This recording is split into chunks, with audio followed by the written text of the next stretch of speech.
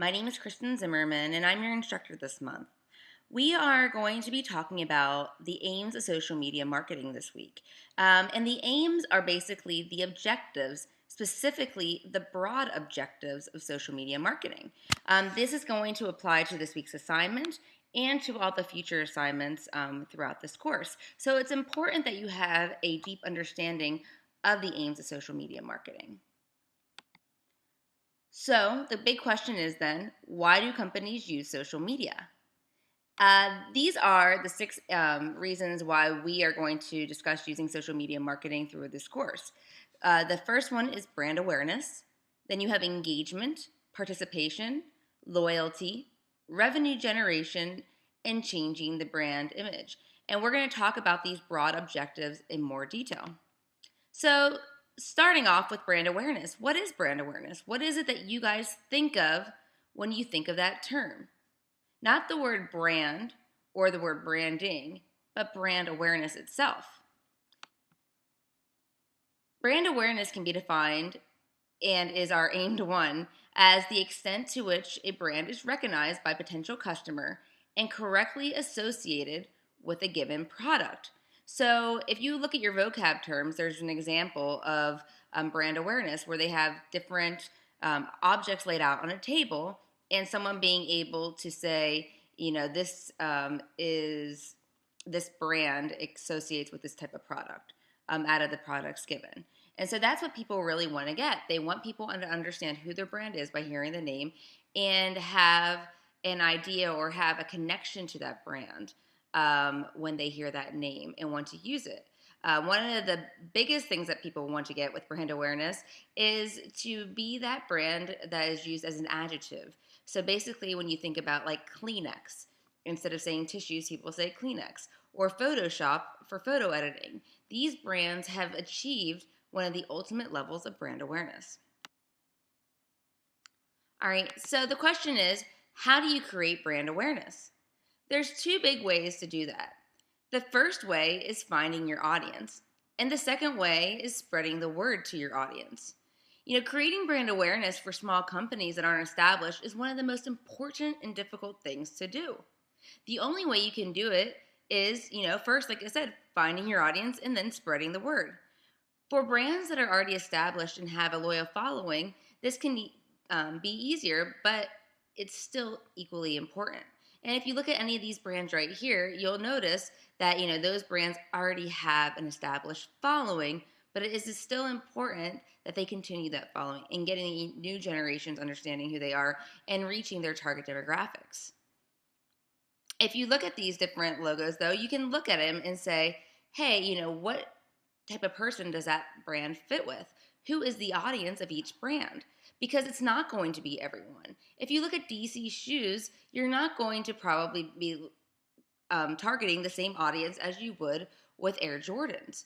And the same thing goes with Umbros versus Volcom or Audi versus Honda. You want to look at the segment target demographics. If you're looking, in neighborhoods or looking based on pay scale, if they're family, not family. If you're a cruise company and you are putting out a deal for families and cruises, or you're looking at Disney cruises, you're not going to be targeting single spring breakers. So you want to look at what is the promotion, what are you doing with your brand, and what are the different segments and who are you targeting specifically. And this is why I ask you to really think about the demographics and psychographics of your brand so that you can easily spread the word to them. So when you're finding your audience, and after you understand who they are, some of the things you want to do is look at generic and specific keywords. Generic keywords are words that someone might Google and then come across your brand. So these are words, so if you're looking for surfboards, you're going to put in surfboards or surfing or surf equipment instead of putting in Quicksilver surfboards. If you're looking for specific, you might put in a style or a type or a brand name. So that's what you're thinking of when you're thinking of specific keywords. Generic keywords, again, would not be adjectives. They're going to be words that are specific to finding that product or that brand. So think about, how would you use keywords in a blog, in Facebook, in Twitter, and LinkedIn. In Facebook, you might be looking for groups that are related to your brand. You also might look for fan pages that are related to your competitor's brand and check out your competitors and see who their audience is. In Twitter, you might look up people who are following your competitors and follow them. You also might follow topics that are similar to potential followers or people using hashtags that use those words. Look up and use the keyword search connection. In LinkedIn, you might connect based on interest and professional functions, and you might be able to find places or different groups that you can connect with individuals. And stumble upon, you can actually even find your audience based on people who are subscribed to your keywords. And so this is why, again, this is another great tool. Then once you know who your audience is and you start generating and following people and creating conversations with them, you want to spread the word. So you want to think and figure out what to say, and you want to generate lots of content. So think about, what is it that you want to talk about? What's your plan? If your brand's a sports team, will you live tweet? How often are you going to live tweet? Are you unveiling a new brand? And when? Where will you announce it first? Do you want to tease your audience first to create excitement by letting them know what the new brand colors will be, or just unveil it all at once? These are just a couple examples of questions you would ask yourself when generating content to figure out what to say. You can also think about these types of questions. What can the consumer gain by connecting with your brand via social media? How will you help, or how will your brand help the end consumer? What are your brand's features? Because you can use those as talking points to solve issues, and the benefits as well. How is it going to benefit your target demographic? What are their needs? What are their wants? What are their worries? How can you solve their problems? And then think about, how are you different than your competitors? Make sure you do competitor research. Figure out, what are they including in their blogs and then within their brand or their talking points? And how can you provide something a little bit different that would make people want to come and talk to you more often or to read your content? All right, the next aim is engagement. And engagement, this is key, is creating social interactions between the brand and the user themselves. So it's not between other users, it's not getting people sharing content, it's creating a relationship in order to build trust. So what are some ways that a brand can create social interactions that are open-ended? And why is it important? The reason that this is important is because it can increase your reach. When people see you talking and creating a conversation with their friends, they're going to see it more often in their feed. And it's going to reach more people. It's going to reach all of their followers as well. And every time you guys post back and forth, it's going to increase the frequency and the visibility as well. Also, again, you create deeper conversations. When people feel connected to a brand and they feel like they have somebody there that they can connect with and trust, and you're not just a talking face or talking head, they're more likely to come back and visit your brand and to be more loyal to your brand in the end. And also it gives third-party credibility. Think about how many times your friends have used a service or recommended it or liked something on a social network, and you thought about, hey, this could be something that I could do as well. So you want to think about all these different things. The next aim is participation. Why do you guys think this is an aim? And how do you think brands can increase brand participation? Well, participation is connecting people, or connecting fans basically is what it is. Getting them to participate with your brand, share your content, connect with other users in order to feel connected. Think about, even sororities and fraternities or groups and clubs with universities. People feel connected to the university and they come back and they are participating and they feel connected. It's like why sports teams have different groups and why they have different organizations. They have alumni groups. They have Orlando City Soccer has their own group as well of people, and they feel fan pride and they feel connected, and it gives them a sense of belonging. So how you can create brand participation, here's a few ways. You can encourage fans to share information. You can do this through contests and giveaways, adding share buttons on websites or blogs, hashtags, brand awareness. You can also expand participation outside event attendance. You can throw up a poll on TV screen or a jumbotron and have people text in a response using hashtags. You can ask fans to tweet an answer to a question and include a specific hashtag, or have fans tweet or text images of themselves at the game. Again, feeling connected to the team and connected to other people as well. Like I said, using hashtags are a great way to do this because it helps people find each other and connect. A last one I want to talk about is helping fans connect with each other. Because again, this is so important. It creates a conversation and creates enjoyment, especially if you have a specific event. You can do this through chat rooms, video games, fantasy sports, message boards, Twitter hashtags, or keywords. Think about like why people do fantasy football or March Madness. It helps people connect and share their common interest. The fourth aim is loyalty. Why is loyalty an aim? And how do you create loyalty? Well, loyalty is an aim because it's so extremely important. Yes, you might get someone to visit your site once, but how do you get that return visit, which is loyalty, right? How do you get someone to pick your brand over another brand? How do you get people to come back and visit more often and to use you as maybe their top news source? You do this by recognizing and rewarding your fans. Loyalty is a great aim for marketers through social media. It helps teams that don't have fans who are born loyal, and it can encourage them by recognizing and rewarding them. So what are some campaigns that have encouraged you to become a loyal fan? What techniques or tools do they use to help make you loyal? Some tips to creating loyal fans are, interact with your fans and be helpful. If they have a concern or question, make sure you're getting back to them and being helpful. Also, provide transparent answers. Don't act like you have something to hide because they can tell when you are giving them some pre-written response. They can tell when you're faking it. So make sure that you are genuine. Also, have a quick response time. It's going to help you gain their trust. Think about brands that don't get back to you. You start not trusting them and you're not going to go back to them. Or if you even had a teacher who did not get back to you, you probably wouldn't keep going to them for help. Make your fans the stars.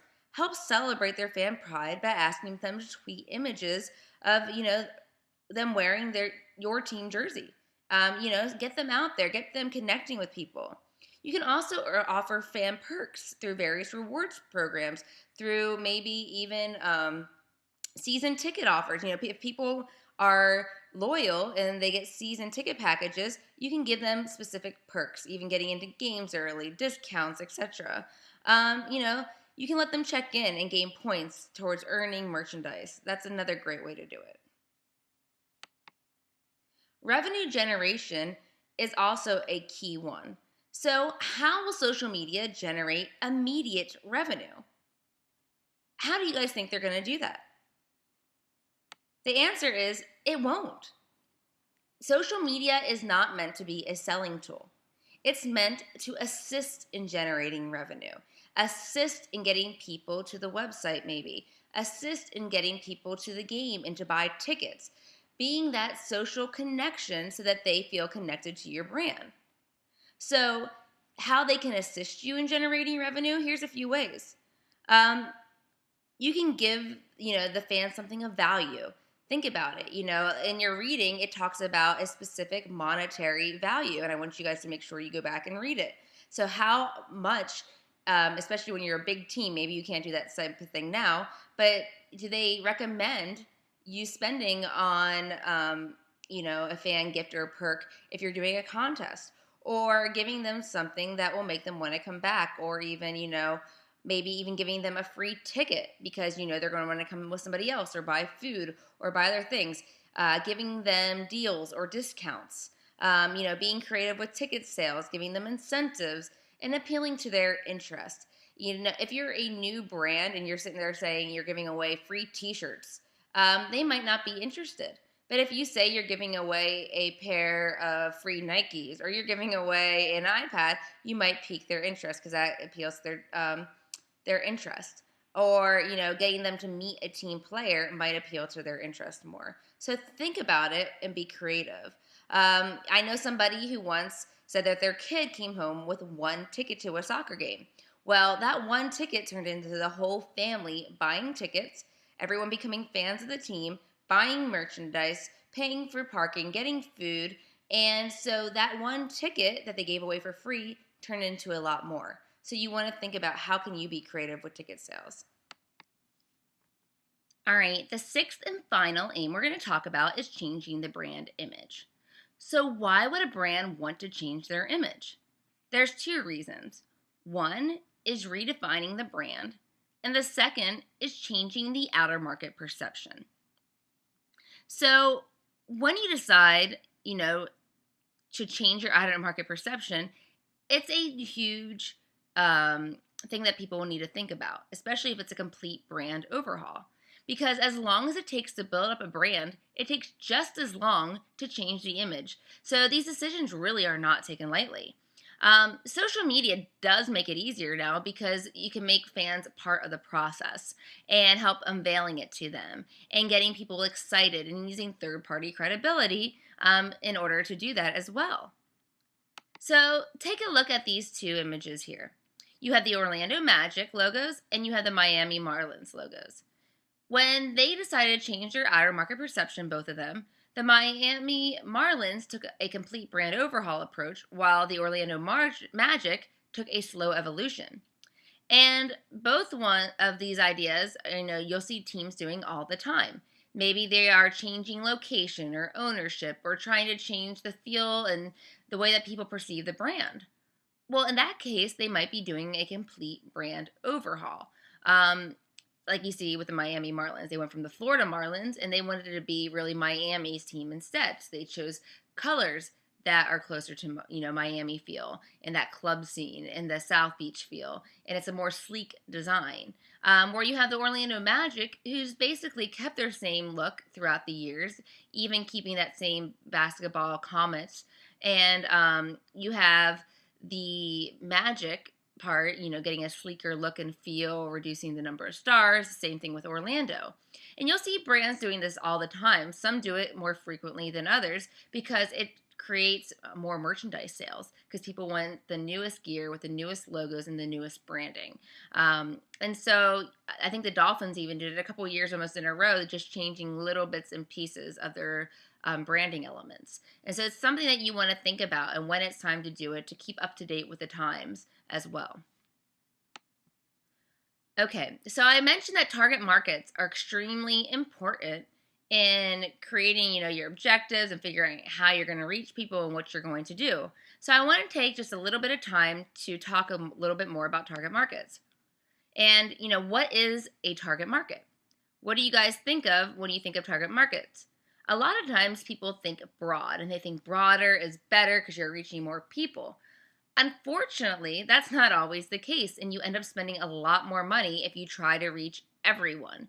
And this is why you want to target your market. You want to think about who is your main customer. Who is it that you want to reach? Because it's great if you can reach everyone, but you really want to figure out who you're focusing on. It helps you focus on your brand messaging. It helps you focus on the imagery used in your campaigns. And, because the way that you're going to talk to someone who is an expert in a field is different than the way that you're going to talk to a novice or a child or somebody who's elderly. So you want to use different words, you want to use different messaging and appeal to their interests.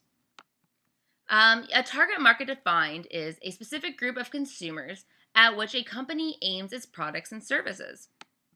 So how do you define your target market within your brand?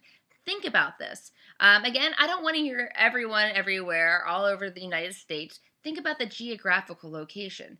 Think about the age bracket. The way that you're talking to a child is even different than a teenager, different than a college student, different than someone in their 20s, their 30s. And so you could even say, this is my broad target audience, and these are my specific segmented target audiences. Where do they live?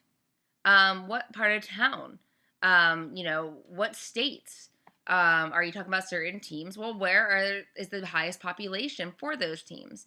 What is their marital status? Because the way that you might appeal to someone who's married is different than someone who's single or someone who has kids. They all have different problems and different needs. And so you want to think about all these different elements. Also, some of the things you want to think about, are what are your brand's features? What benefits do the features provide? Who has a need that benefit fulfills?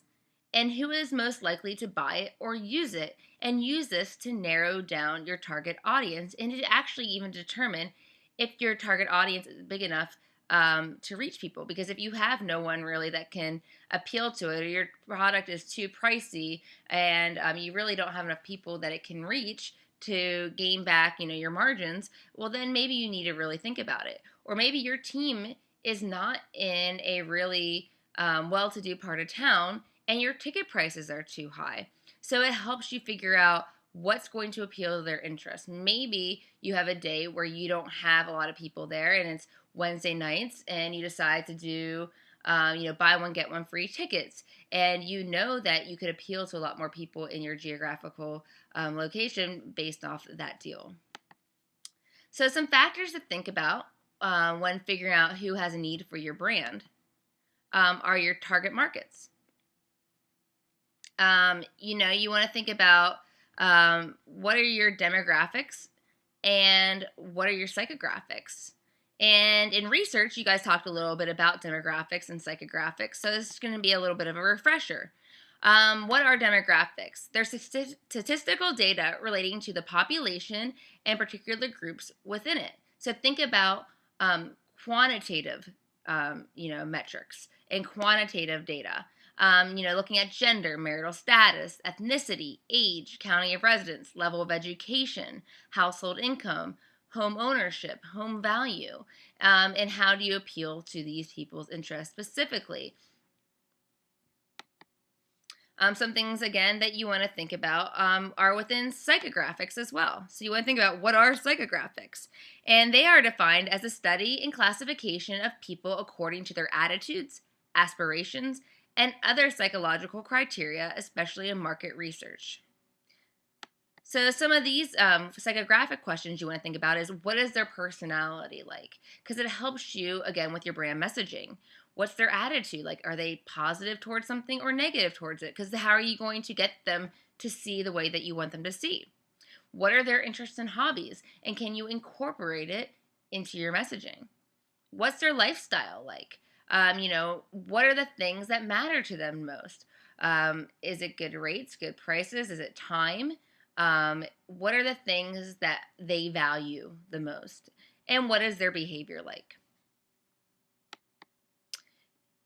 I want you guys to, think about your market and evaluate it. Look at even your competitors. Look at your field. If you're talking about certain sports teams, do the research and get statistical data. See who you're writing towards, because your style isn't going to always be towards what you like. You're going to have to reach other people. So you need to be able to figure this out. Some evaluation questions. Think about, are there enough people that fit your criteria? Will your target really benefit from your product or service? And will they see a need for it? Do you understand what drives your target to make decisions? If applicable, can they actually afford your product or service? Because if they can't, that's a bigger issue. And can you reach them with your message? Are they easily accessible? And if they're not, how do you overcome this? All right, so this week, again, you're focusing on your broad objectives and your target audience. And you're going to use all this information within your assignment. But first, I really want to go over your discussion board. So your discussion board, you're going to begin a conversation about how brand awareness, which, going back to our first objective, is effectively and ineffectively obtained through the use of social media. In order to do this, you guys are going to pick out a brand website using the website sportsfangraph.com, and you're going to choose from one of the 50 top teams or organizations listed on their website. And the reason why I have you do this is because they're more likely to have the assets that you need to evaluate. And you're going to choose one team and you're going to visit their website. You're going to look at the placement of their social media buttons. You're going to see how do they communicate with their audience. How do they get them to see them? You're going to visit their Facebook. You'll visit their Twitter. You'll visit what other assets they have if it's Instagram. And you're going to use the knowledge that you have, especially from even week 1, on what are they doing that works well. Are they engaging their fans, which you learned again this week? Are they having those conversations with them? Or are they just putting it out like a news feed and a PR feed, which is awful because you're not creating a relationship or a connection? Do they have their social media buttons maybe placed in a good spot on their website, or are they hidden and so there's no connection? Are they running good contests? Is their branding consistent? Think about your checklist, and things that you worked on. And then I want you to, after you analyze their website and look at, what they're doing effectively and not effectively. Are they using consistent Twitter handles or URLs or hashtags? And I want you to write 2 clear, effective uses of social media usage and optimization. So not just brand, but social media usage and optimization as it applies to brand awareness. And 2 clear, ineffective uses of social media usage. Social media usage, that's a tongue twister, and optimization. And again, it's extremely important that you think about this and that you, look at and can evaluate what other people are doing so that you can then evaluate your own brand. Sometimes it's easier to look at other people's branding first. And then for your assignment 2, this is going to be like a brainstorming session using Keynote, but you're not going to do a voiceover Keynote. It's just a visual presentation that's going to be exported as a PDF. So with this assignment, I want you to demonstrate that you have a working understanding of these broad aims of social media marketing. And you're going to use it to create a vision for your week 3 assignment, which will be a social media campaign creation and implementation. So you're going to come up with 5 different campaign ideas that use each of your 6 aims of social media marketing, which means that at least one of your ideas will include at least 2 aims. I've included a template for you. There are visual instructions as well with your assignments, so you can view those, and then you can go through that and come up with creative ideas. I want these to be theme-centric. Think about, different campaigns that you like or you've seen. So these aren't going to be just daily activities that you would do. They should have a theme that, has a beginning date and an end date. Something that has to do maybe even with an event. For those of you who have seen like the Lay's potato chips, they've had such creative campaigns lately, from creating flavors to creating, recipes using their product. It gets people out there buying their product, using their product, talking about their product, and even buying the users' stuff, and voting, interacting, participation, engagement. They have all these different things: brand awareness, revenue generation, and they are connecting with their audience, and people are coming back to see, what the newest thing is, which is also loyalty.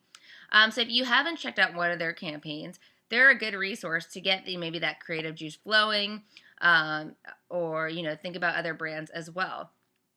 If you have any questions, feel free to contact me at any time. You have my information on the FSO platform, and I would be happy to get back to you or even set up a one-on-one appointment, or you can also attend any of the live Q&A sessions. All right. I look forward to seeing your work this week. Have a great day, guys. Bye.